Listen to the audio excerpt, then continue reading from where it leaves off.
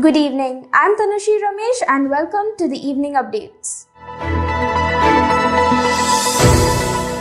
A rocket attack at a US-led military base in Kurdish northern Iraq on Monday killed a civilian contractor and wounded 5 other people, including a US service member, according to initial reports, the US coalition in Iraq said. It was the most deadly attack to hit US-led forces in almost a year in Iraq, where tensions have escalated between US forces, their Iraqi and Kurdish allies on one side, and Iran-aligned militias on the other. The coalition spokesman said on Twitter the attack hit coalition forces in the Kurdish capital of Erbil.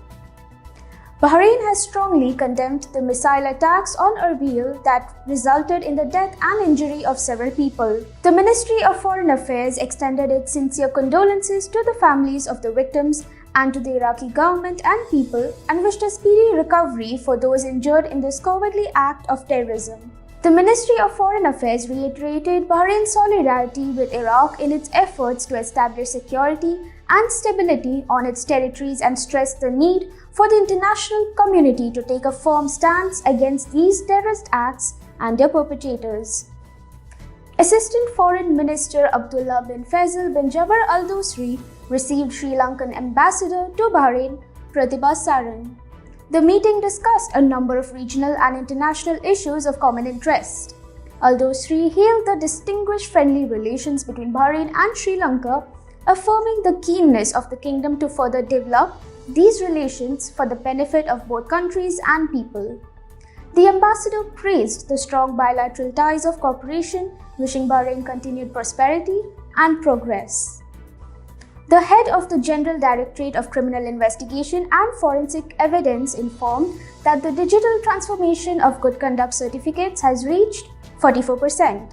The achievement is in line with Bahrain's Economic Vision 2030 to leverage technology in various fields and efficiently add to shift the traditional systems to online services. The online service enhances adherence to the precautionary measures to combat the coronavirus pandemic. The Director General said that all citizens and residents could benefit from online services provided by the Directorate via the National e-Government portal bahrain.bh. A man who stabbed his roommate to death because he complained about his cooking and the small portions he dished up has been jailed for life.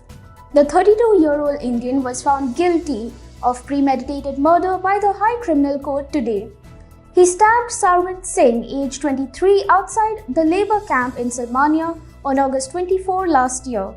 The defendant initially told prosecutors that he killed his victim when the latter complained about his cooking. The Health Ministry has announced the death of a 55-year-old Bahraini man from COVID-19 today. This makes the total number of fatalities in the kingdom to 407. Bahrain yesterday registered 848 new cases of the COVID-19, alongside 618 recoveries and 3 fatalities. Of the new cases, 318 were expat workers, 516 contact with active cases, and 14 travel-related. An additional 618 people recovered, taking the total recoveries to 105,784. Of the 7,399 active cases, 57 are in critical condition. Australia's medical regulator granted provisional approval for the AstraZeneca COVID-19 vaccine, bolstering our national inoculation program it plans to begin rolling out next week. The vaccine boost came as Australia's second most populous state neared the likely end of 5-day snap lockdown sparked by a fresh cluster of cases.